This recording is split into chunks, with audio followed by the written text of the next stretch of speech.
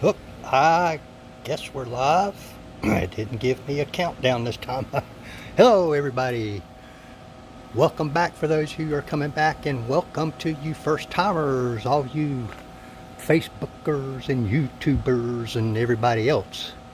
This has turned out to be a mighty fine, oh boy, I can't tell if y'all can see that or not, day here at Mike's Magic Auto Detailing and Paint Enhancement here in sunny Sharpsburg, Georgia. Mighty fine Sunday, mighty fine, mighty fine.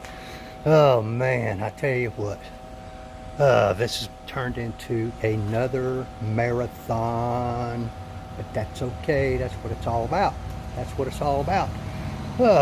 This can only mean one thing. This is our 2013 Boss 302 Mustang. Oh, what did I do with my tape? Yeah. As you can see, I've got her backed out into the driveway. No matter how good your lighting is in here, and I've got a pretty good bit of lighting going on here with plans for more. That's what's in that box over there. I don't think you can have too much light, because that's one of the most difficult parts of this, is actually being able to see what you do and what you have. But no matter how many lights you have, there is nothing like backing it out into the direct sunlight or the daytime and taking a gander at it that away. And what I'm looking for is streaks, maybe high spots or something in this titanium coating which I put on here. And man, that stuff is curing to an insane amount of gloss, and it is hard finish. This stuff is the best coating I have used, and I have probably tried a dozen different ones or more. I mean, we'll get up close here. I mean, folks, I just don't see how it can get much better than this. This paint was corrected, enhanced to an extent that I felt was safe for the clear coat, because your goal is always to preserve as much clear coat as possible, as I've told you folks before. Yeah, there are some defects and a few scratches that could be improved, but in my judgment, they weren't worth going after, because to me it would have taken too much clear coat. What I'm looking for is high spots and irregularities or places I might have missed when I put the coating on. It's so difficult to see inside, even under the best of light. I haven't seen any so far, but I'm not going to be shocked if there is one or two here and there. And I'm going to go back over this a little bit more carefully after I get off of camera. I'm just kind of doing a quick walk around for you folks. Yeah, I got the glass debacle straightened out. Oh man, that cost me a couple of more days. But hey, that's what it's all about. All this stuff has been coated except for the glass. That bottle I had, it messed up on me on the windshield. I'm not sure if it was user error or if it was just had been hanging around too long. At any rate, I threw it in the trash and I had ordered another one. But I have some other. I learned that lesson. Don't try to stock it for too long a period of time. It might cause you problems. But so far, I am not seeing any spots, streaks, or what we call high spots, low spots in this coating anywhere. And folks, I wish y'all could be here and just lightly do this. It is so slick, it's crazy. My next step will be, after I look this over, if I find any bad spots, I will fix those. And then if I don't find any, at any rate, when I get through with all this, back in the garage we go. And the next step will be paint prepping again, because I did quick detail it earlier to clean up some of my mess where I was having to buff that windshield again. I covered up. Y'all remember, some of y'all might have seen the photographs, but it's still slung crap everywhere. So I had to quick detail the entire vehicle again.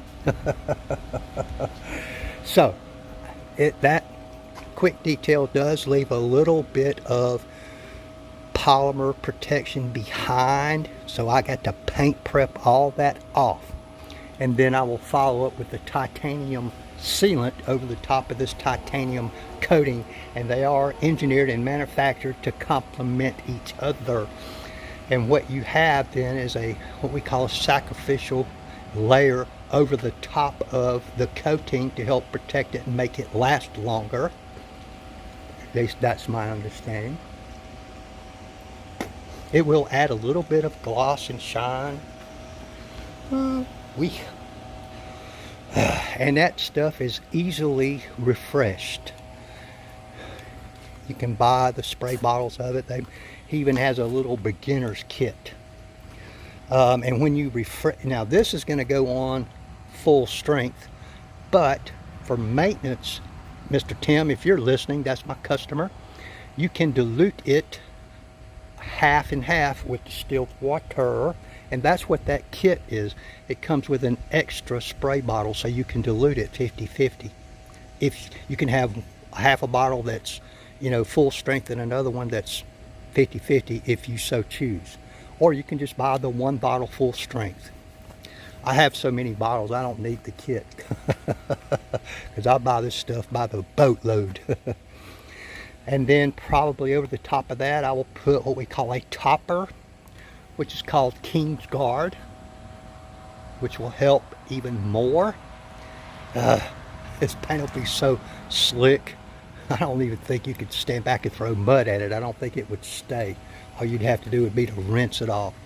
But everything is all spiffy now, you guys.